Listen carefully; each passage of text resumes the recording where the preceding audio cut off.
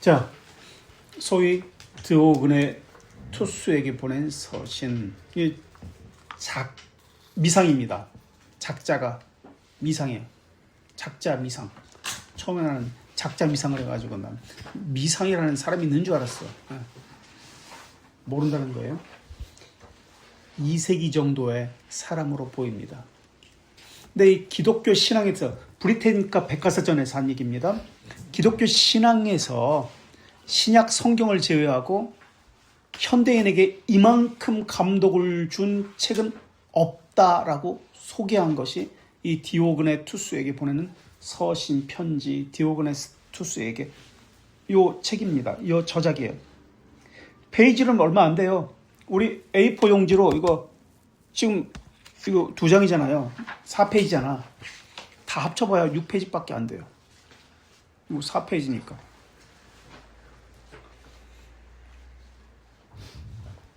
그리고 많은 목사님들이 이제 공부하러 외국에 갔다가 우연히 이 책을, 소책자인데 이 책을 접하고 나서 이걸로 전공을 해야 되겠다라고 전공을 바꿨다라는 이야기가 많이 들려지는 책입니다. 그만큼 문장이 아름답고 감정적이고 논리적입니다. 감성에 호소하는 책이에요. 그리고 라이트 푸드라는 초대교회 교부 전문가가 있어요. 역사, 신학자 있습니다. 이 사람은 초대교회 많은 저술들 있잖아요. 작품들. 최고의 가장 훌륭한 작품이 바로 이 책이다라고 이야기합니다. 그래서 저자가 누군지도 모르는데 속사도 교분 문헌에 포함시켰습니다. 또 로마 역사가인 타키투스도 기독교를 해로운 미신이라고 그렇게 불렸습니다. 기독교는 근친상간, 식인, 사람을 잡아먹는 이런 식인풍습, 살과 피를 먹고 마신다 그러니까 살인한다라고 생각했고, 또 유아 희생이라고 생각했습니다. 특히 아우렐리우스가 황제, 그리고 그 가정교사 셀수스라는 사람이 있습니다. 이 사람이 기독교에 공격했습니다. 이 셀수스에 대항해서 변증론을 쓴 사람이 있는데 오리게네스라는 사람입니다. 어쨌든 이런 변증론 또는 호교론이라고도 하죠. 호교, 교회를 좋게 말하는 호교론, 변증론에서 최고가 바로 이 디오그네 투스에게 보낸 서신이다라고 많은 사람들이 이야기합니다. 그래서 분도에서 나온 저 소책자는 얇아요. 한 6,000원이에요. 근데 라이트 푸드가 쓴 이 저 CLC 기독교 문서 성교회 파는 디오그네 투스 편지만 나오는 것이 아니라 여러 가지 것들이 함께 나옵니다. 그런데 저 책에는 우리가 이전에 배웠던, 전 시간에 배웠던 유스티누스의 변증록은 없습니다. 이것만 있어요. 유스티누스의 변증록. 근데 우리 책은, 우리 교회사 지금 하는 이 책은 유스티누스의 변증록에 대한 책, 서술은 있어도 디오그네 투스에 대한 이 글은 없습니다. 이게 반대죠. 그만큼 디오그네 투스에게 쓴 편지는 초대교회 문헌에서 아주 소중히 다루는 이런 책입니다. 어떤 학자는 이 사람의 이 저자가 아테네의 쿠아드로 투스라는 사람이라고 그렇게 이야기하고요. 그리고 이 수신자가 디오그네 투스 귀야 또는 님이라고 그랬거든요. 사도행전을 보면 어떤 수신자가 님이라고 나오는 이런 편지가 있습니다. 뭔지 아세요? 누구누구 님, 누구누구 귀하에게 님. 어떤 책에는 귀하라고 번역되어 있습니다. 디오그네 투스 귀하.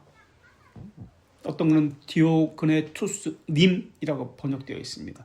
님 또는 귀하라는 것은 높은 사람, 행정가인데 왕이라든지 아주 높은 사람을 부를 때 썼던 호칭입니다. 님, 귀하. 여기서는 디오그네 투스 님이라고 나왔습니다. 아주 높은 사람을 존칭할 때, 경외할 때 부른 호칭이 님이라는 단어예요. 그래서 귀하님 이렇게 번역됐습니다. 한국말로. 성경에도 그 수신자 님 이렇게 나온 성경이 있습니다. 신약의 어떤 성경일까요? 누구님 존칭으로 그 사람에게 쓴 편지가 있어요. 그 편지는 사도행전. 누구예요? 누구님이에요? 한번 읽어주세요. 1장 3절. 한 명만 읽어주세요. 사도행전 1장 3절. 읽을 필요도 없는데 사실은 사도행전 1장 3절. 그가 고난 받으신 후에 또한 그들에게 확실한 많은 증거로 친히 살아계심을 나타내사 40일 동안 그들에게 보이시며 하나님 나라의 일을 말씀하시니. 처음 1절이 뭐예요? 사도행전 데오빌로에 뭐라고? 그 다음? 데오빌로? 아니 데오빌로? 여라고 나왔어요? 여라고 나왔구나. 번역했구나. 여가 님이에요. 님, 귀하 그런 뜻이에요. 여가 아니라 대충 부르는 이름이 아니에요. 님, 호칭이에요. 호칭. 원어에는 호칭. 님, 귀하. 신약 성경에서만 그런 거예요? 거기서 구약에서는 아니 신약 성경 그렇지. 그 데오빌로 님, 귀하 이런 호칭으로서 부른 거예요. 그냥 이렇게 부른 게 아니라 높은 사람이에요. 행정관. 예수님이 마리아에게 여자요 이렇게 한 것도 높은. 아니 이거 지금 사도행전. 사도행전. 지금 누가가 썼잖아요. 사도행전은 누가복음과 그래서 전서 후서로 이런 식으로 사도행전과 누가복음이 전서 후서처럼 그렇게 이어지는 것인데 누가가 썼는데 높은 존칭을 써가지고 데오빌로 님께 이렇게 쓴 거예요. 귀하께. 자, 디오그네투스에게 라는 이것은 2세기 교회를 방어하기 위해서 호교론 또는 변증론이라고 했죠. 우리가 무명 귀족 가문의 출신 저자가 쓴 겁니다. 근데 디오그네투스는 비신자입니다. 이 믿지 않는 사람이에요. 비신자인 디오그네투스 높은 사람입니다. 그래서 아까도 얘기했지만 어떤 저자는 아테네 쿠아드라투스라는 사람이 쓴 것이고 이 수신자는 황제가 아닌가라고 했던 겁니다. 로마 황제 하드리아누스 수신자. 이거 정확한 거 아니에요. 그렇게 주장할 뿐이에요. 어떤 학자가 하드리아누스 황제에게 썼다. 수신자가 그 정도로 이제 어떤 높은 위치에 있는 어떤 사람이다. 물론 드럼너라는 사람은 반대합니다. 딱 교회 사학자입니다. 그리고 슈미트라는 사람은 이제 교회 학자 유스티누스 이 저자가 유스티누스라고 합니다. 우리가 전에 배웠던 그 유스티누스라고 하면서 이 편지가 11장에서 자신이 사도의 12사도의 제자라고 밝혔다는 점에서 또 한편으로는 유스티누스보다 더 먼저 오래된 사람이다라고 이야기합니다. 그래서 속사도 교부라는 것은 예수님의 제자의 제자를 이야기합니다. 그래서 속사도 교부 저작의 이 책을 포함시키고 있습니다. 이 서간문 형태인데요. 그리스도인을 세상의 영혼이라고 이 책은 씁니다. 세상의 영혼이 그리스도인이다. 그리고 디오그네투스가 3가지 질문합니다. 이 3가지 질문에 답하는 것이 이 디오그네투스에게 보내는 편지입니다. 첫 번째 질문은 하나님이 도대체 누구시기에 그리스도인은 하나님을 섬기는가? 그리고 유대인과 이교도 종교는 왜 배척을 하는가? 하나님이 도대체 어떤 분이기 때문에 그리스도인들은 하나님만 섬기고 유대인과 이교도들의 신들은 배척하는가? 이게 첫 번째 질문입니다. 이것을 답을 하는 거예요. 두 번째 질문은 기독교 신자가 가장 중요시 여기는 이웃 사랑이라는 것은 도대체 무엇인가? 무엇을 이웃 사랑이라고 말하고 있는 것인가? 를 이야기합니다. 세 번째 질문은 왜 그리스도는 세상에 지금 지금 2세기예요. 이렇게 늦게 세상에 오셨는가? 라는 질문을 합니다. 그래서 이 세 가지 질문. 첫째, 하나님은 어떤 분인가? 둘째, 이웃사랑은 도대체 무엇을 의미하는가? 셋째, 그리스도는 왜 이렇게 늦게 오셨는가? 라는 질문을 답합니다. 그래서 이 질문이 1장에 나오고요. 이 질문 세 가지 것이. 그리고 2장에서 3장은 첫 번째 질문에 답합니다. 하나님 어떤 분이신가? 왜 그리스도인들은 유대교의 하나님, 같은 하나님 섬기지 않고 왜 이교도의 신들을 배척하는가? 그래서 이것에 답을 하는데 이교도 신은 물질적 작품이기 때문에 그들은 잘못된 신을 섬기고 있다고 이야기합니다. 그리고 유대교는 한 분 하나님을 말하고 있지만 하나님은 율법 규정을 만들어서 잘못 공경하고 있기 때문에 우리는 그런 하나님을 섬기지 않는다고 이야기합니다. 자기들이 만드는 율법 규정을 가지고 하나님을 섬기고 있기 때문에 잘못되게 섬기고 있다, 그렇게 이야기합니다. 그래서 그것을 2, 3장에서 이야기하고요. 그 다음에 5, 6장은 이 책의 백미입니다. 가장 아름다운 문체로 쓰여지고 가장 중요하다고 보는 이 장인데요. 12장까지 있습니다. 5, 6장은 기독교인의 삶에 대해서 썼습니다.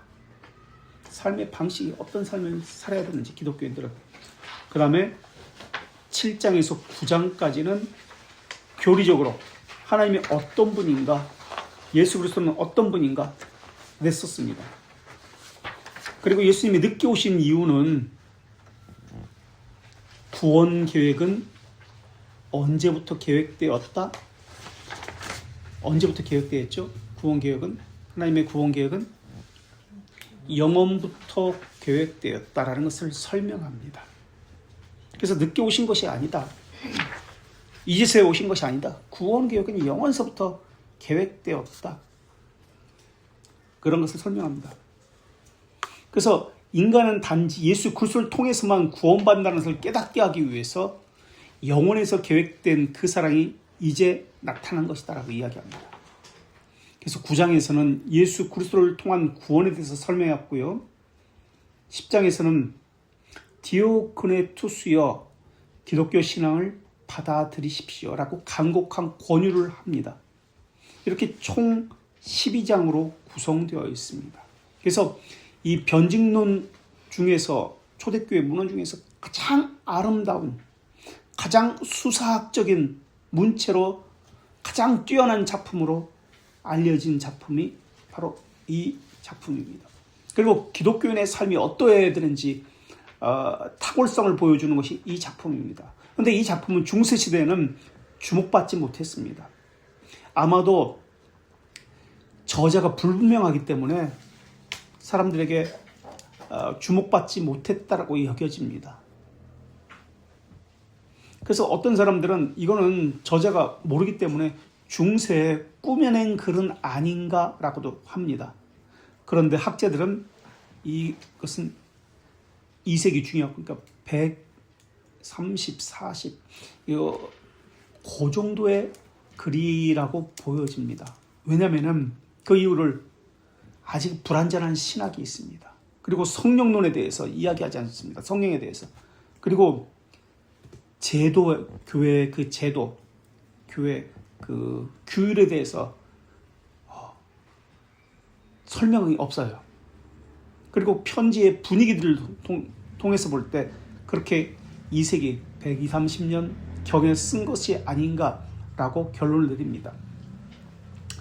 자, 그래서 디오그네투스에 대해서 전혀 알려지지 않은 채 이렇게 이 책을 우리가 한번 보자라는 겁니다. 그래서 이 서신서에는 예수님의 부활이 없습니다. 성령님에 대해서도 언급이 없습니다. 그리고 복음서와 다른 서신은 많이 바울 서신 말고, 바울 서신은 2번밖에 나오잖아요. 구약이라든지 복음서는 많이 언급하는데 바울 서신은 2번밖에 없습니다. 그것도 성경을 이야기 많이 하는데 다 녹여서 자기 언어로 표현하고 있습니다. 예를 들어서 페이지 3쪽을 한번 보실래요? 5장 11항에서 16절 보세요. 5장과 6장은 문체와 사상적으로 이 서신의 백미입니다. 5장 11항에서 16항 성경이 곳곳에 녹아 있어요. 작품 5장 11항에서 16절까지는 고린도 후서 성경을 한번 펴볼까요? 성경을 더 꺼내면 되잖아.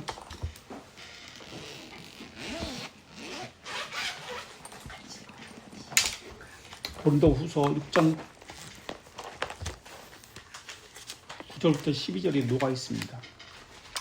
자, 제가 3페이지 5장 11절 이거 5장 11절 이거 보세요. 이거 고린도 후서 6장 9절부터 11절 이거는 성경은 고린도 후서 6장 9절부터 보고요. 저는 이거를 3페이지에 5장 11절을 읽어보겠습니다. 그들은 모든 사람을 사랑합니다. 하지만 모든 사람에 의해 박해를 받습니다. 우선 고린도후서 6장 9절부터 11절까지 한번 읽어보실래요? 먼저 읽어보고 이거 다시 비교해 봅시다. 무명한 자 같으나 유명한 자요 죽은 자 같으나 보라 우리가 살아있고 징계를 받는 자 같으나 죽임을 당하지 아니하고 근심하는 자 같으나 항상 기뻐하고 가난한 자 같으나 많은 사람을 부유하게 하고 아무것도 없는 자 같으나 모든 것을 가진 자로다. 고린도인들이여 너희를 향하여 우리의 입이 열리고 우리의 마음이 넓어졌으니. 자, 제가 이것으로 와서 5장 3페이지 11절을 우리가 읽은 것을 생각하면서 이걸 볼게요. 그들은 모든 사람을 사랑합니다. 기독교인을 이야기합니다. 기독교인들은 모든 사람을 사랑합니다. 3페이지 5장 11절. 하지만 모든 사람에 의해 박해를 받습니다. 12절. 그들은 무명인입니다. 하지만 여전히 그들은 유죄 선고를 받습니다. 그들은 사형에 처해집니다. 하지만 그들은 다시 살려집니다. 무명한 자 같으나 유명한 자요 죽은 자 같으나 보라 우리가 살아있고 징계를 받은 자 같으나 죽임을 당하지 아니하고. 고린도후서 6장 9절의 말씀 그대로 이게 녹아서 있는 거예요. 지금 13절에 그들은 가난합니다. 하지만 그들은 많은 사람을 부유하게 만듭니다. 그들은 여전히 빈곤합니다. 하지만 그들은 완전한 부유함을 누립니다. 14절 그들은 지옥을 당합니다. 하지만 그들은 바로 그 지옥 가운데 영예를 얻습니다. 그들은 중상을 당합니다. 하지만 그들은 결백함을 입증받습니다. 근심하는 자 같으나 항상 기뻐하고. 고린도후서 6장 10절의 말씀입니다. 근심하는 자 같으나 항상 기뻐하고 가난한 자 같으나 많은 사람을 부유하게 하고 아무것도 없는 자 같으나 모든 것을 가진 자다. 지금 이것이 그대로 녹아 있어요. 여기에. 이 지금 전체가 다 성경에 녹아 있습니다. 성경은 그대로 쓰지 않아요. 왜냐하면 그 사람은 성경을 모르는 사람이야. 그렇기 때문에 기독교의 삶이 무엇인지를 자기가 아는 성경을 녹아서 자기의 언어로 지금 표현하고 있는 거예요. 이게. 이런 식으로 성경을 하나하나 다 이제 녹아서 이렇게 표현하고 있습니다. 다시 이제 처음부터 볼게요.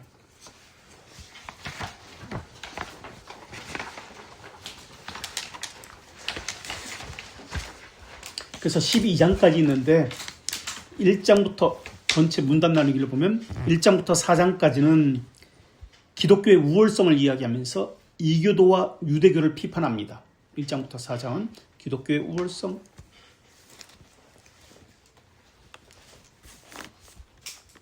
이교도와 유대교를 비판합니다. 기독교의 우월성을 이야기하면서 이게 첫 번째 질문이었잖아요. 왜 당신은 하나님은 어떤 하나님이냐? 당신들은 왜 유대교를 믿지 않느냐? 유대교 하나님. 왜 다른 종교의 신을 믿지 않는가? 기독교의 우월성을 이야기한 것이 1장부터 4장. 이교도와 유대교의 비판. 기독교 우월성. 5장부터 6장. 기독교인의 삶. 기독교인의 삶은, 그리스도인의 삶은 어떤 삶이어야 되는가를 이야기합니다. 그래서 지금까지 얘기했던 거 무명한 것 같으나 유명한 자요. 이렇게 이야기합니다. 5장부터 6장의 기독교인의 삶. 7장부터 9장 이제 교리적인 하나님에 대한 신학적 해설을 합니다. 신학적 해설, 교리적인 7장부터 9장 신학적 해설, 10장부터 12장 하나님을 신뢰하고 믿어라는 권고를 합니다. 권면. 이런 구조로 되어 있어요. 이것은 12장까지 되었는데. 자, 한번 읽어보겠습니다. 제가 1장, 2장, 5장, 6장, 12장 이렇게 그대로 옮겨놨는데 존경하는 1장 1절 존경하는 디오그네투스님이요. 님이라는 것은 이제 높인 존칭입니다. 그래서 이분 아주 높은 위치에 있는 어떤 사람입니다. 디오그네투스라는 사람. 근데 이 사람은 기독교에 대해서 관심이 있어서 지금 이 저자에게 3가지 질문을 했습니다. 제가 이해하는 바에 의하면 당신은 기독교인들의 종교에 대해서 배우는 것에 매우 관심이 많으시며 이 주제에 대해 정확하고도 신중한 연구를 하고 계신 것으로 알고 있습니다. 예를 들어 당신은 그들이 기독교인들이 세상을 경시하고 또 죽음을 경멸하는 반면에 그들이 어떤 하나님을 믿는지 지금 1장에서는 3가지 질문을 한다고 그랬잖아요. 이 지금 4가지 질문을 이야기합니다. 한번 보세요. 1. 첫 번째 질문, 그들이 어떤 하나님을 믿는지 그리고 어떻게 숭배하는지 알고 싶어 합니다. 또한 2번, 당신은 어떤 연으로 그들이 그리스인들의 신들을 전혀 신으로 취급하는지 알고 싶어 합니다. 이게 하나로 합쳐가지고 지금 제가 첫 번째 질문이라고 얘기했습니다. 네, 여기서는 소분하면 4가지 질문이 나옵니다. 이것을 하나로 합쳐서 질문이라고 할 수도 있습니다. 비록 다른 한편으로는 그들이 유대인들의 맹신을 따르지 않으면서 말입니다. 그리고 또는 2번째 또는 3번째 지금 여기까지는 2장에서 4장 사이에 설명합니다. 그 다음 3번째 또는 2번째 당신 또한 그들이 서로 향해 가지고 있는 애정의 근원, 이웃사랑의 근원을 알기 원합니다. 이것은 5, 6장에서 설명합니다. 5, 6장에서 이웃사랑이 도대체 무엇이냐, 당신들이 말하는 이웃사랑이 무엇이냐, 애정의 근원을 알기 원합니다. 5, 6장에 설명합니다. 4번째 또는 3번째 질문, 당신은 왜 이 새로운 부류 혹은 삶의 양식이 보다 일찍이 아닌, 그러니까 예수님이 왜 일찍이 아닌 지금 이 시대에 이 땅에 출현했는지에 대해서 의아해 합니다. 이것은 9장에서 설명합니다. 선하신 하나님이라면은 구원에 대해서 더 일찍, 좀 더 일찍 계시해야 되는 거 아닌가? 왜 사람들로 하여금 오랫동안 기다리게 만드시는 것인가? 그래서 이것에 대한 대답을 2가지로 합니다. 첫째, 아까도 얘기했지만 구원 경륜은 영원 전부터 있었다. 너희들이 모르고 있을 뿐이지 영원 전부터 있었다. 하나님이 복음 안에 감추어진 신비다. 이것이 영원 전부터 있었다고 구원 경륜은 그렇게 첫 번째 대답하고요. 2번째로 선하신 하나님이라면 왜 구원에 대해서 이제서야 계시하셨는가? 왜 오랫동안 사람들로 기다리겠는가? 2번째는 하나님은 모든 사람이 복음을 알아들을 수 있을 때까지 하나님께서 기다리신 거다. 사람이 기다린 게 아니다. 하나님이 그 복음을, 자기 계시를 사람들이 알아들을 수 있을 때까지 참고 기다리신 것이다. 이렇게 대답을 합니다. 저는 계속해서 읽겠습니다. 저는 당신이 이렇게 강한 관심을 가지고 계신 것을 기꺼이 환영합니다.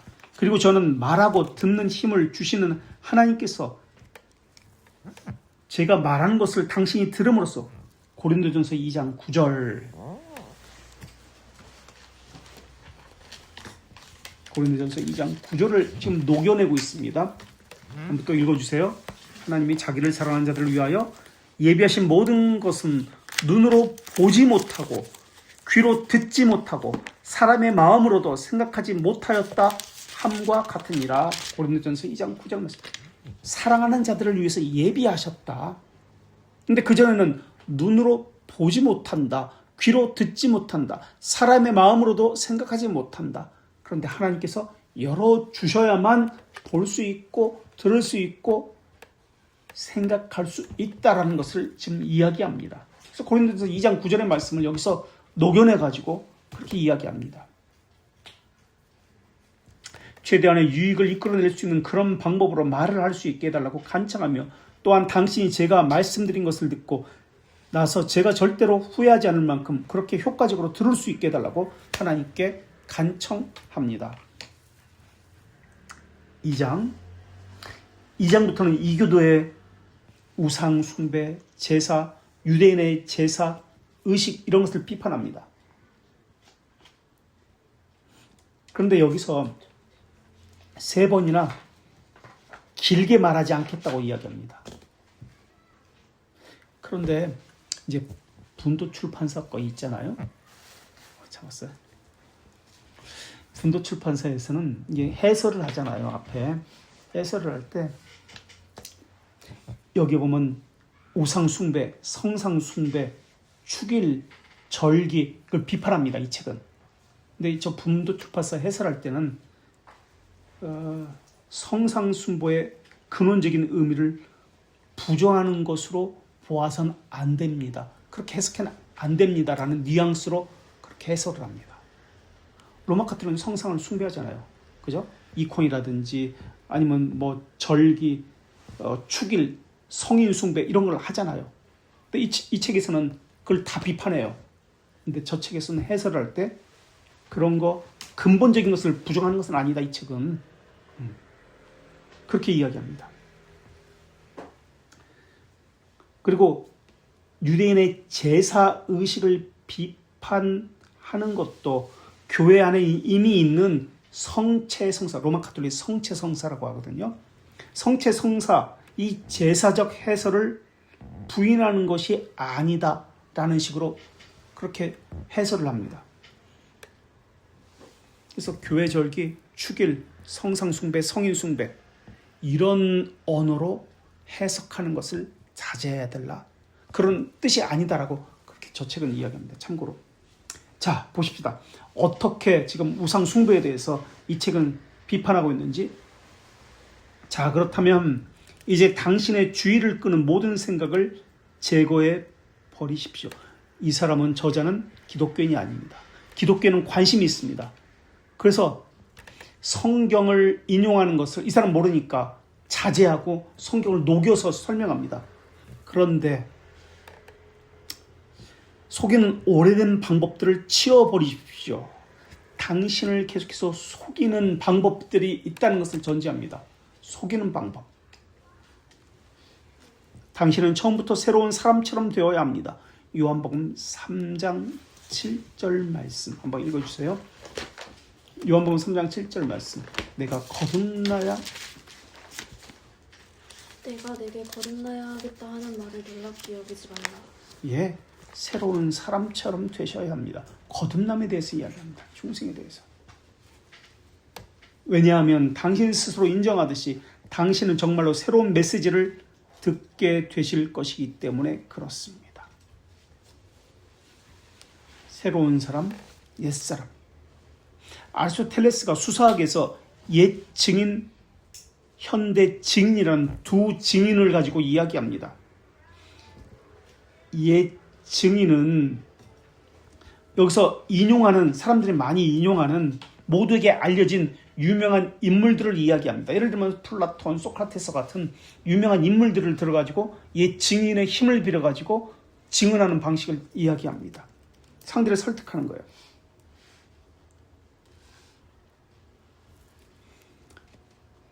그래서 지금 그 이야기를 합니다. 이제 우상숭배의 어리석음 본격적으로 들어갑니다. 여러분들이 신들이라고 선언하고 간주하는 것들을 보십시오. 여러분의 육안과 마음으로 그것들이 어떤 재료로 만들어졌는지, 그리고 그것들이 어떤 모양들을 가지게 되었는지를 보십시오. 형상, 가시적 물질을 지금 이야기합니다. 형상, 어떤 재료로 만들어졌다. 가시적인 물질로 만들어졌다. 눈으로 볼 수 있다라는 걸 이야기합니다.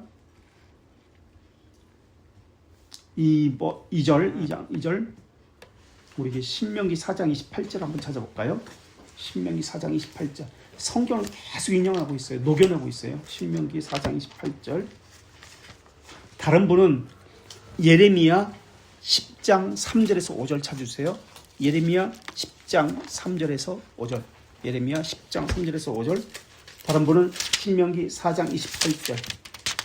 10장 3절에서 5절. 24리요? 4장 28절. 신명기부터 먼저 읽을까요? 너희는 거기서 사람의 손으로 만든 바 보지도 못하며 듣지도 못하며 먹지도 못하며 냄새도 맡지 못하는 목석의 신들을 섬기리라. 네. 우상에 대해서 이야기하죠. 그리고 여러 나라의 풍습은 헛된 것이니 산림에서 벤 나무요 기술공의 두 손이 도끼로 만든 것이라. 그들이 은과 금으로 그것에 꾸미고 목과 장도리로 그것을 든든히 하여 흔들리지 않게 하나니 그것이 둥근 기둥 같아서 말도 못하며 걸어다니지도 못하므로 사람이 배워야 하느니라. 그것이 그들에게 화를 주거나 복을 주지 못하나니 너희는 두려워하지 말라 하셨느니라. 자 보십시오. 2장 2절 읽어보겠습니다. 하나는 우리가 딛고 걸어다니는 돌들과 같은 돌이요. 아까 예레미야에서 읽었던 돌들이다. 돌들과 같은 돌이요. 다른 하나는 우리가 사용하기 위해 만든 기구들, 용구들이나 다름없는 청동이지 않습니까? 사람이 만든 기구다. 아까 신명기 4장 28절에서 어떤 것은 이미 썩어 갖고 있는 나무로 된 것이고 어떤 것은 도둑 맞은 것을 막기 위해서 경비원을 필요로 하는 은으로 만든 것입니다. 또 다른 것은 쇠로 만들어졌는데 녹수로 부식되었고 또 어떤 것은 가장 천한 목적을 위해 마련된 어떤 것과 마찬가지로 매력적이지 않은 도기로 만들어졌습니다. 아까 예레미야 10장 3절에서 5절에 신명기 4장 28절의 말씀을 녹여가지고 지금 이야기하고 있습니다. 계속해서 3절. 이 모든 것들은 부패하기 쉬운 재료들로 만들어지지 않았습니까? 이번에는 이사야 44장 10절에서 15절 한번 또 읽어볼까요? 이사야 44장 10절에서 15절 좀 기네요. 이사야 44장 10절에서 15절. 44장 이사야 10절에서 44장 10절에서 15절. 신상을 만들며 무익한 우상을 부어 만든 자가 누구냐? 보라, 그와 같은 무리들이 다 수치를 당할 것이라. 그 대장장이들은 사람일 뿐이라. 그들이 다 모여 서서 두려워하며 함께 수치를 당할 것이니라. 80. 여기까지 또 있죠. 어쨌든 다 같은 이야기. 대장쟁이 이야기가 나오면서 계속 그들이 만들었다는 걸 이야기합니다. 자, 계속해서 읽어보겠습니다. 그것들은 쇠와 불로 단조한 것들이 아닙니까? 틀림없이 채석공이 그것들 중 하나를 대장장이가 다른 하나를 은장이가 세 번째 것을 그리고 옹기장이가 네 번째 것을 만들었습니다. 이것들은 이 장인들의 기술에 의해 현재의 모습으로 주조되었습니다. 그것들의 모양이 만들어지기 전 그것들은 아주 쉽게 다른 형태로 될 수 있었을 것입니다. 그리고 이것은 심지어 지금도 가능하지 않겠습니까? 만약 같은 장인들만 있다면 그것들처럼 동일한 재료로 그와 같은 용기들을 만들어낼 수 있지 않겠습니까? 이번에는 시편 135편 15절에서 18절. 시편 135편 15절에서 18절. 네. 열국의 우상은 은금이요 사람의 손으로 만든 것이라. 입이 있어도 말하지 못하며 눈이 있어도 보지 못하며 귀가 있어도 듣지 못하며 그들의 입에는 아무 호흡도 없나니 그것을 만든 자와 그것을 의지하는 자가 다 그것과 같으리로다. 입이 있어도 말하지 못한다고 그랬어요. 읽어보겠습니다. 2장 4절. 게다가 여러분이 현재 숭배하는 이것들은 사람들에 의해서 만든 다른 용구들과 마찬가지로 용구들을 만들어질 수도 있지 않겠습니까? 어쨌든 그것들은 모두 말을 하지 못하고 보지 못합니다. 그것들은 생명이 없거나 감정이 없거나 동력이 없습니다. 그것들은 모두 썩어지고 부패합니다. 이러한 것들을 여러분들은 신이라 부르고 있고 여러분이 섬기고 있습니다. 이방인 여러분들은 이것 모두 숭배하고 결국엔 그것들처럼 됩니다. 지금 이사야 그 말씀이 그대로 지금 녹아가지고 있습니다. 이사야랍니다. 시편 135편에 맞죠? 6절. 이것이 바로 여러분이 그리스도인들을 미워하는 이유입니다. 왜냐하면 그리스도인들은 이러한 물체들을 신이라고 믿지 않기 때문에 그러합니다. 기가 막히죠. 하지만 7절. 여러분이 여러분 자신의 생각으로 신들을 찬미하고 있다고 가정하고 있을 때 실제로는 그것들을 경멸하는 것이 바로 여러분 자신 아닙니까? 여러분이 은과 금으로 만들어진 여러분의 신들을 도둑맞지 않도록 밤에는 가두어두고 낮에는 파수꾼을 두면서 여러분의 돌과 질것으로 된 신들을 숭배하는 것이 분명 모멸행위이며 무례한 짓입니다. 자, 이렇고요. 계속 읽어야 되겠네. 네, 동일합니다. 자, 5장으로 가세요. 4, 5장은 기독교인의 삶의 방식에 대해 썼습니다. 특히 5, 6장이 문체와 사상적으로 볼 때 이 서신의 백미는 5, 6장입니다. 운율에 있어서도 서정적이고 감상적인 표현으로 논리적으로 쓴 것이 5, 6장인데요. 자, 5장을 한번 보겠습니다. 그리스도인들은 나라 혹은 언어 혹은 관습에 의해서 나머지 인류로부터 구별될 수 없습니다. 기독교인들은 유대인들처럼 고립된 집단이 아닙니다. 열리고 보편적인 집단입니다라는 것을 이야기하는 거예요. 구별되지 않는다. 나뉘어지지 않는다. 그런 얘기를 하는 거예요. 수는 적지만 기독교인들은 전 인류에 보편적으로 살고 있습니다라고 이야기하고 있어요. 보편성을 이야기합니다.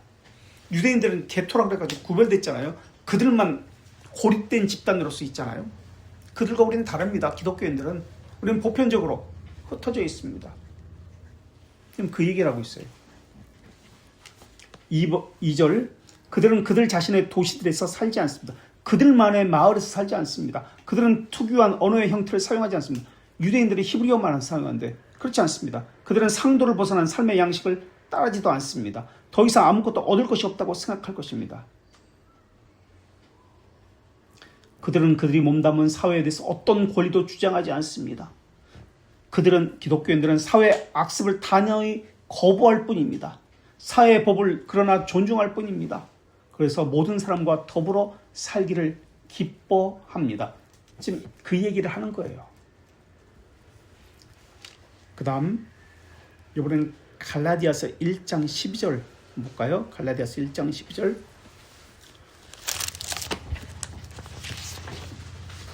1장 12절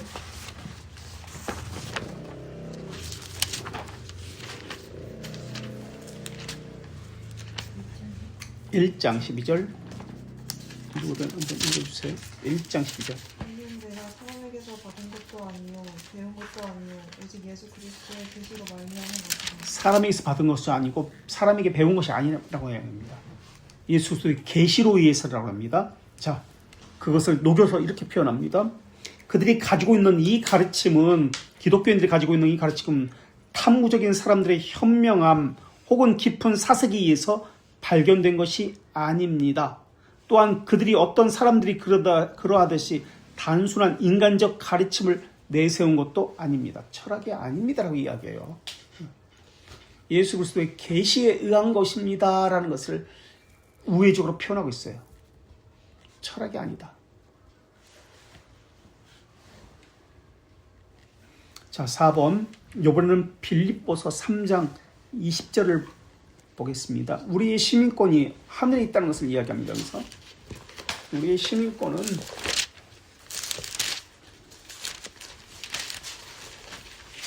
이중적 시민권을 가지고 있다고 얘기합니다.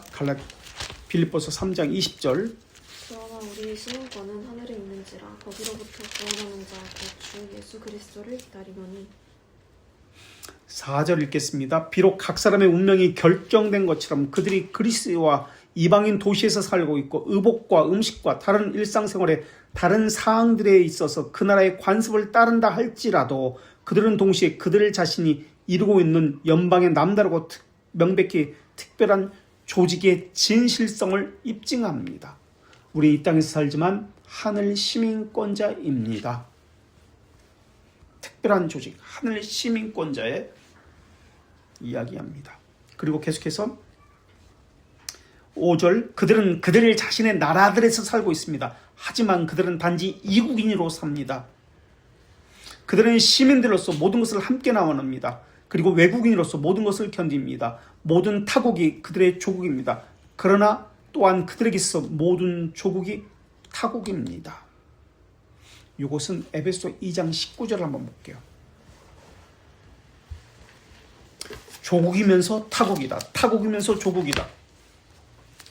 이것이 말하고자 하는 의미가 무엇인지 에베소 2장 19절 하나님의 권속이라 하나님의 가족이라. 예. 그러므로 이제부터 너희는 외인도 아니요 나그네도 아니요 오직 성도들과 동일한 시민이요 하나님의 권속이라. 네. 외인도 아니요 나그네도 아니요 오직 성도다. 하나님의 권속이다. 그래서 이것을 녹여서 타국에 살지만 이궁이로 살지만 이것이 그들의 조국입니다. 조국이 타국이고 타국이 조국입니다. 자, 6절 그들은 다른 모든 사람들처럼 결혼합니다. 그리고 아이들을 낳습니다. 하지만 그들은 그들의 자녀를 버리지 않습니다. 이건 로마 관습을 지금 이야기해요. 아이를 버려요. 이게 로마 관습이에요. 그리고 노예 상인이 버려진 아이를 키워서 팔아버립니다.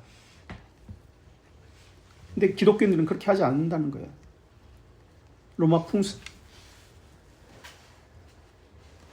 7절도 마찬가지입니다. 삶에 대해서 이야기합니다. 로마 관습. 그들은 그들의 식탁을 서로 나눕니다. 하지만 그들의 부부 침상은 서로 나누지 않습니다. 이게 지금 로마 관습이에요.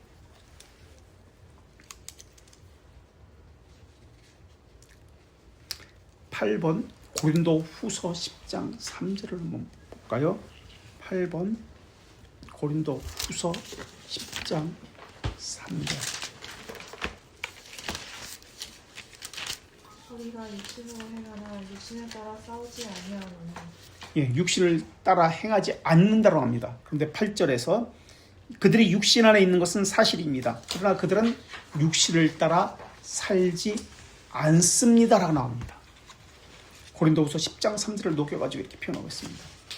플라톤의 이원론적 인간과는 영혼과 육신이라는 개념을 가지고 설명하고 있는 거예요.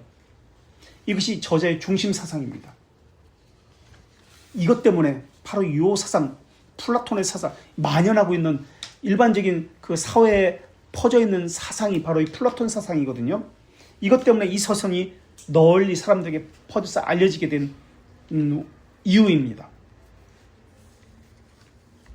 기독교인들은 자신의 행복과 자신의 영혼 구원을 위해서만 살지 않습니다. 다른 사람의 행복과 영혼 구원을 위해서 사는 사람이 기독교인입니다.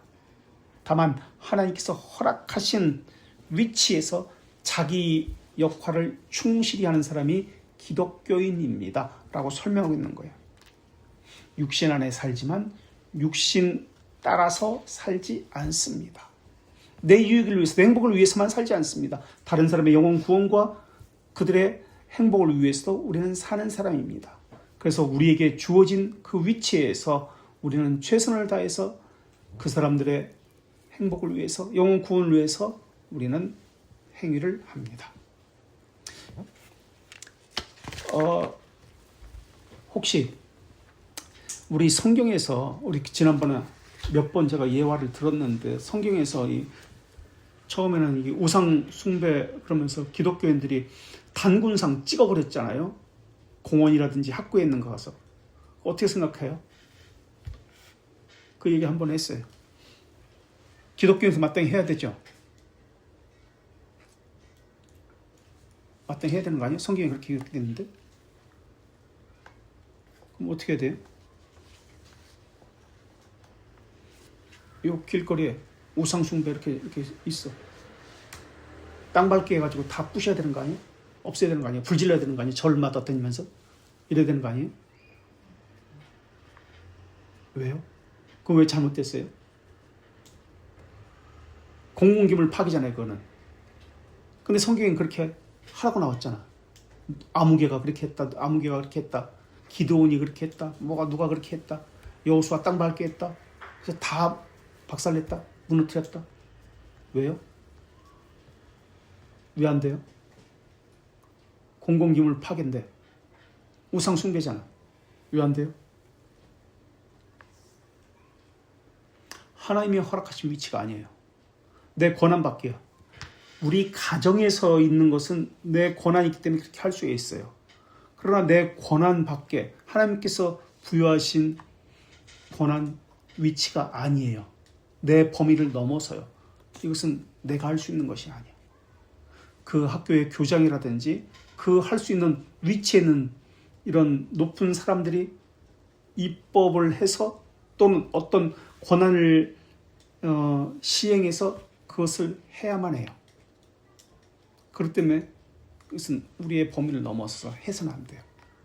하나님의 법이 아니니까, 하나님의 질서가 아니니까. 하나님께서 질서 가운데 세우신 기독교인들을 통해서 합법적으로 해야 합니다.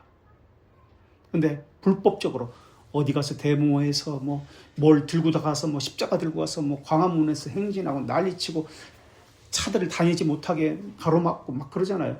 다 불법이에요. 하나님께서 원하시는 것이 아니에요. 합법적으로 해야 돼요. 합법적으로. 불법적으로 해서는 안 돼요. 여기까지 하고 그 다음부터